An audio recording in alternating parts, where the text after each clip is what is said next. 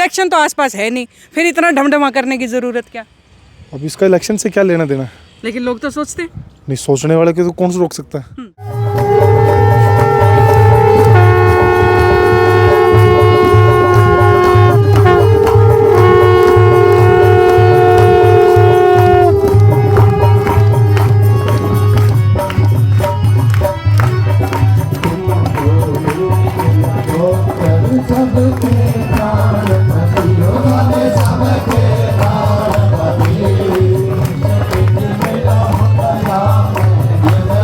खासतौर से बीजेपी वाले ये भगवे का इस्तेमाल और इस हवन पूजा का इस्तेमाल करना बड़े सही ढंग से जानते हैं। हवन करने के लिए और सनातन की परंपरा को जीवंत रखने के लिए कांग्रेस वालों किसने हाथ बांधे?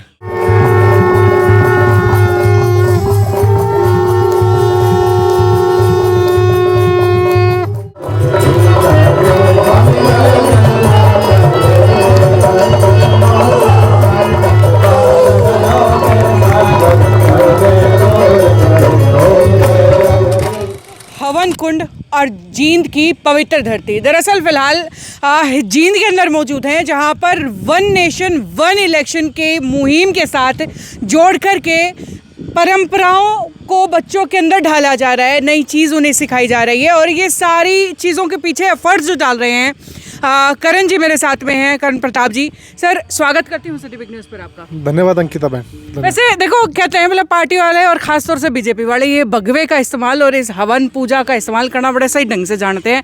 वन इलेक्शन वन नेशन और उसके साथ जो है हवन कुंड को बड़े अच्छे से जोड़ दिया है। हवन करने के लिए और सनातन की परंपरा को जीवंत रखने के लिए कांग्रेस वालों किसने हाथ बांधे?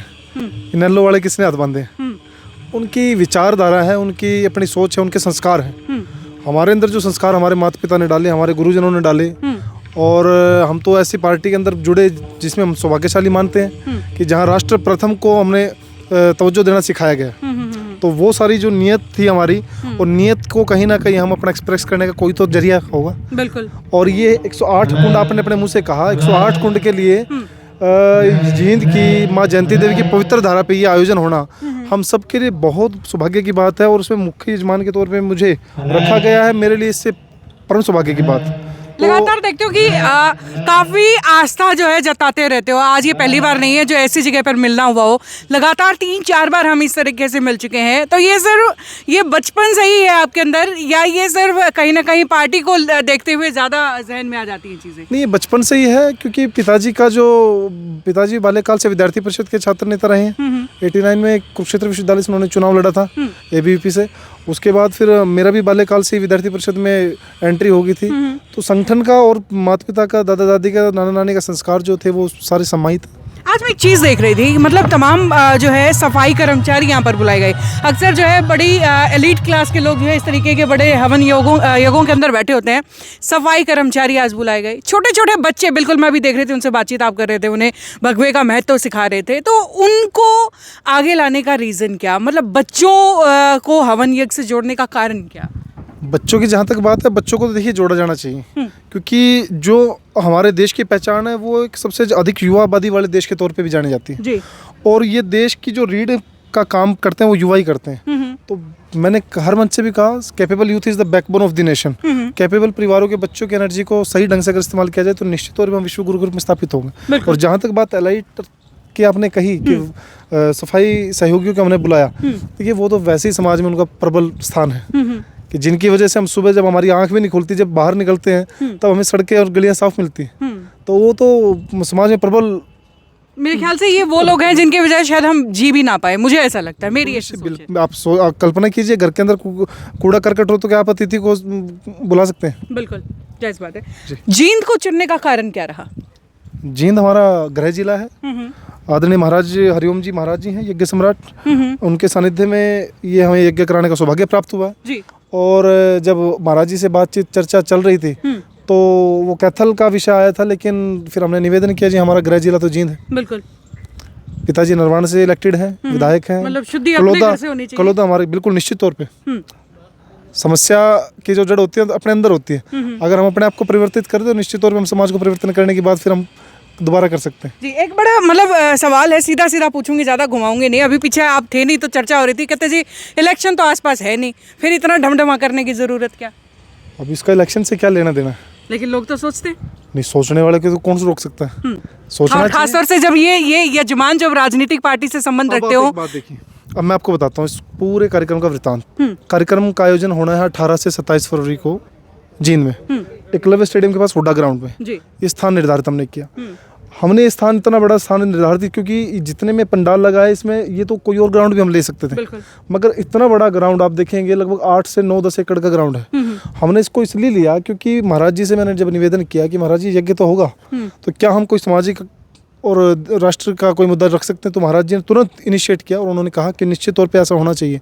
जन कल्याण का लिए हम यज्ञ करवा रहे हैं, जन कल्याण की बात हम निश्चित तौर पे करेंगे। तो मैं टीम से जुड़ा हुआ था एक राष्ट्रीय चुनाव की, प्रांत में सह संयोजक की मेरे पास जिम्मेवारी student for one nation one election. तो हमने एक नारा दिया था, हरियाणवी युवा support student for one nation one election. तो मेरे दिमाग में इनिशिएट हुआ कि क्यों ना 108 कुंडे यज्ञ में जितने भी लोग आहुति डालेंगे वो एक राष्ट्रीय चुनाव के समर्थन में डालें। तो हमने उन 9 दिनों के कार्यक्रम को एक दिन के हिसाब से एक वर्ग के लिए बांटा और उन वर्ग के लोगों को हमने संपर्क करके पूछा कि क्या आप एक राष्ट्रीय चुनाव के समर्थन में आहुति डालेंगे, तो उन्होंने कहा कि बिल्कुल निश्चित तौर पे हम डालेंगे।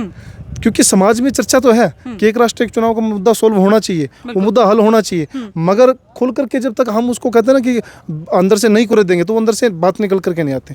तो और ये हमारी इसलिए सौभाग्य की बात है कि हमारे प्राइम मिनिस्टर जो है डिक्टेटरशिप में विश्वास नहीं रखते।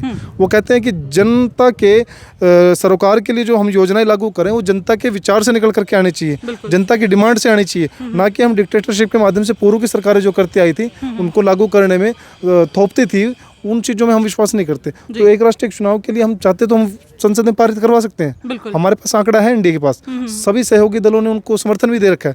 लेकिन मोदी जी ने फिर भी कहा कि जनता के बीच में जाइए, जितने मठ मंदिर हैं, गुरुद्वारे हैं, जितने भी हमारे आध्यात्मिक धार्मिक स्थान है वहाँ पर जाकर के लोगों के विचार लीजिए, उनसे सहमति लीजिए। और आपको एक बार और बता दूं अंकिता जी कि एक राष्ट्रीय चुनाव के लिए पूरे भारत से 5 लाख युवाओं के सिग्नेचर का टारगेट रखा गया था। क्या बात है। और मुझे हरियाणा प्रांत का उस अभियान का प्रमुख बनाया था, सिग्नेचर कैंपेन का। यूनिवर्सिटी कॉलेज बंद थे, फिर भी हमने यूथ से बात करी और हरियाणा के हस्ताक्षर की संख्या 55,417, यानी कि 5 लाख का टोटल 10% से अधिक केवल हरियाणा से हमने सिग्नेचर करवा दिया और अभी भी हरियाणा नंबर 1 की स्थिति पे है।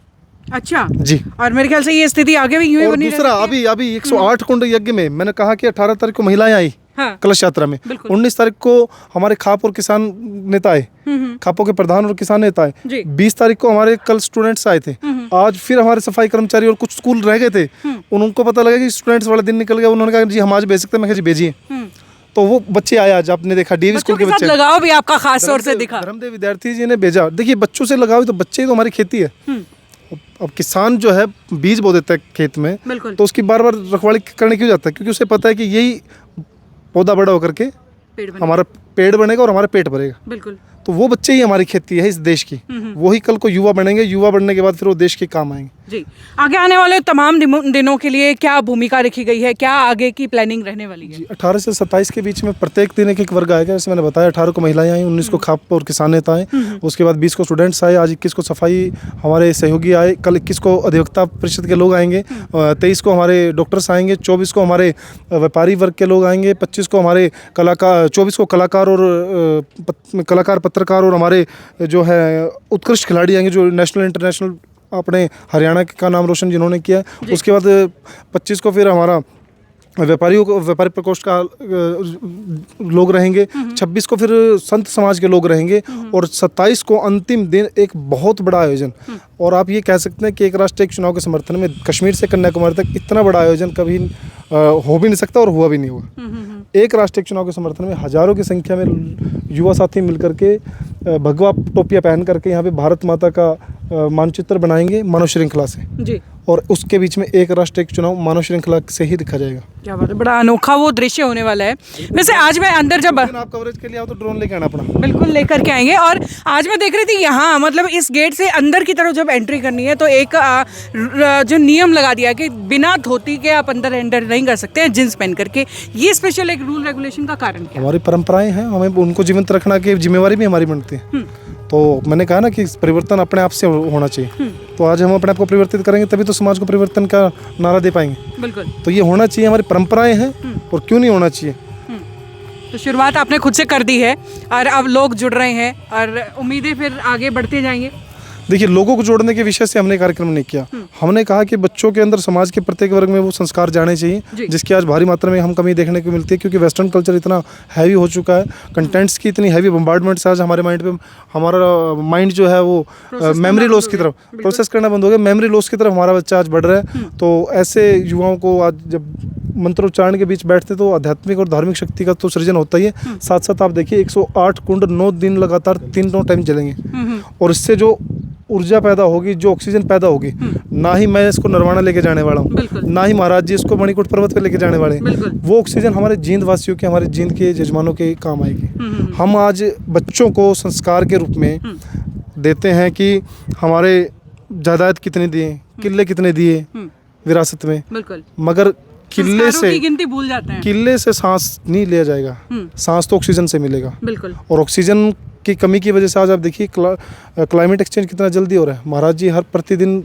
उद्बोधन में भी कहते हैं कि ये जो जल्द बरसात ना होने के कारण ग्लेशियर पिघल रहे हैं, और जब ग्लेशियर पिघलेंगे तो पानी का स्तर बढ़ेगा तो लोग डूबेंगे, प्रलय आएगी, और उस प्रलय से कोई नहीं बच पाएगा। आप देखिए निरंतर पिछले 3-4 वर्षों से निरंतर किस प्रकार की घटना हो रही है, कभी कोरोना आ रहा है, कभी बाढ़ आ रही है, कभी कोई महामारी आ रही है, कोई किसी प्रकार की दिक्कत है, कभी मलेरिया है, कभी डेंगू है, कितने हज़ारों लोग मर रहे हैं। बिल्कुल जी, चलिए बहुत बहुत धन्यवाद आपका हमारे साथ जुड़ने आपका के बहुत बहुत धन्यवाद, आप आई, और आपके चैनल के सभी श्रोताओं का मैं आभार व्यक्त करता हूं, और निवेदन भी करता हूं कि आप सभी इस भव्य आयोजन का हिस्सा बन करके आप सौभाग्य को प्राप्त करें। और निश्चित तौर पे ये आयोजन जींद की धरा पे, मुझे एक बुजुर्ग भी मिले थे, जी। 72-73 वर्ष की आयु थी, मुझे कल परसों शाम को मिले थे, वो कह रहे थे कि बेटा इस हुड्डा ग्राउंड ने तो हमेशा चुनावी रैली देखी है, कभी चौटाला परिवार की, कभी कांग्रेस की, कभी किसी की, कभी किसी की, मगर इतना बड़ा आध्यात्मिक और धार्मिक आयोजन जनता के सरोकार के लिए, जन कल्याण के लिए पहली बार हम देख रहे हैं मेरे जीवन में। तो 72-73 वर्ष के आदमी की इस प्रकार का कॉम्प्लीमेंट हमारे लिए, मेरे लिए अपने में बहुत बड़ी बात है, सौभाग्य की बात है। वाकई कॉम्प्लीमेंट है, लेकिन उसमें कुछ लोग हम जैसे भी होते हैं जो आदत से मजबूर है, फिर भी इसको राजनीति से जोड़ ही देते हैं। माध्यम से एक बात और अपील करता हूँ कि समाज के प्रत्येक व्यक्ति को आना चाहिए, महाराज जी का आशीर्वाद लेने के लिए आना चाहिए, इस परंपरा को जीवंत करने के लिए आना चाहिए, एक राष्ट्रीय चुनाव के मुद्दे को समर्थन देने के लिए आना चाहिए। और निश्चित तौर पर महाराज जी आए हैं, वो हमसे कुछ लेके तो जाएंगे नहीं, बिल्कुल। इतना तपस्या उन्होंने किया, वो अपना आशीर्वाद रूप में आपको कुछ ना कुछ दे के जाएंगे, हमारे लिए सौभाग्य की इससे बड़ी बात क्या होगी। जी, धन्यवाद आपका। धन्यवाद। चलिए, इनसे तो बातचीत हो गई है। अब जो महाराज जी जो इतने हवन कुंडों में लगातार आहुतियां डलवा रहे हैं, जो सारी भूमिका यहाँ पर एक पंडित की निभा रहे हैं, उनसे चलिए हम बातचीत कर लेते हैं। महाराज जी प्रणाम। आज पिछले कई दिनों से यज्ञ हवन चल रहे हैं जींद के अंदर, इस पावन धरा पे, और क्या कहना चाहेंगे इस पूरे कार्यक्रम को लेकर के? यज्ञ मानव जीवन रक्षा के लिए सबसे सर्वोत्तम एवं सरल उपाय है, क्योंकि प्रदूषित वातावरण को कैसे आप स्वच्छ रखेंगे। दिल्ली NCR एरिया भारत में सबसे प्रदूषित क्षेत्रों में है। भारत दुनिया के दूसरे नंबर के प्रदूषित देशों में है, और पहले नंबर पे भारत में पहले नंबर पे प्रदूषित दिल्ली और NCR एरिया है। एक QI देख लीजिए, मीडिया वाले आपके बोलते रहते हैं। तो इस प्रदूषण रूपी जहर को समाप्त करने का, इससे बचने का सबसे सर्वोत्तम एवं सरल उपाय है यज्ञ। घर घर यज्ञ, हर घर यज्ञ।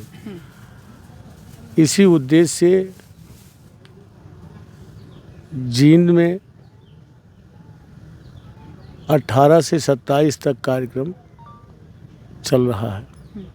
सभी लोग आमंत्रित हैं, और सभी लोगों को इसमें सम्मिलित होना चाहिए, क्योंकि ये जन कल्याण के लिए किया जा रहा है। और समरसता का इससे अच्छा कोई उदाहरण नहीं है। पंच परिवर्तन में एक साथ आप परिवार के साथ कुंड पर बैठते हैं, पंच परिवर्तन में भी आ जाता है। वातावरण को शुद्ध करने का इससे अच्छा तरीका नहीं है, सरकार के पास भी नहीं है। सभी को यज्ञ करना चाहिए, यज्ञ में सम्मिलित होना चाहिए, अन्यथा हर वर्ष खतरा महाप्रलय का बना रहेगा।